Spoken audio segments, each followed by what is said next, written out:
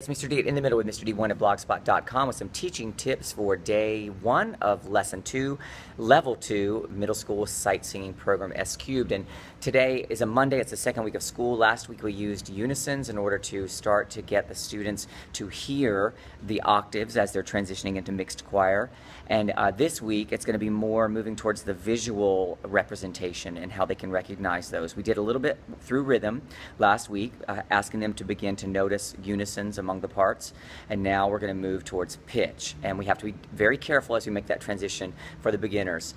So first we're going to do an exercise, a written warm-up where they have to, it's all quarter notes, and they're going to see exactly where the unisons are located very easily. I'm going to keep it simple on purpose so they have success in finding the pitch unisons. There are 6 of them, and then after they do that, I'm going to ask them to name specific beat and all of that.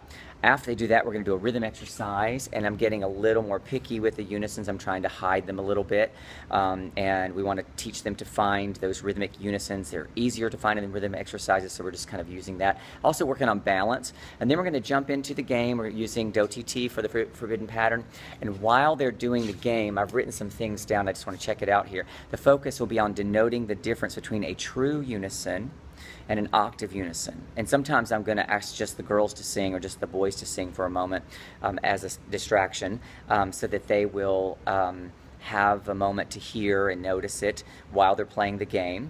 And then after the game, I'm going to do the holding exercise that we did last week, and I'm going to sometimes just use the girls or just use the boys so they hear a true unison, and then I'm going to add, you know, the octaves in there and let them hear the octave unison. I'm going to make a big deal out of the denoting the difference between the two so they hear it.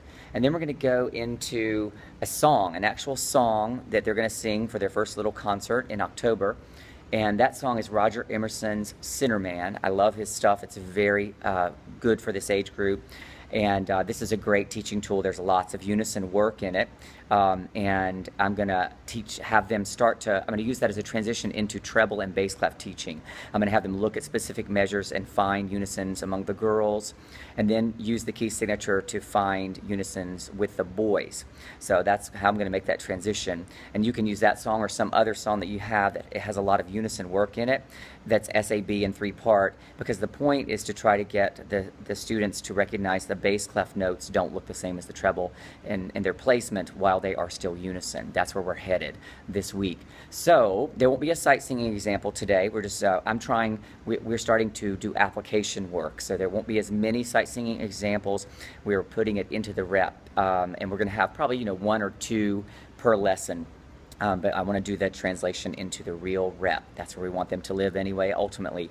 All right, so I hope that helps you, and have a great day.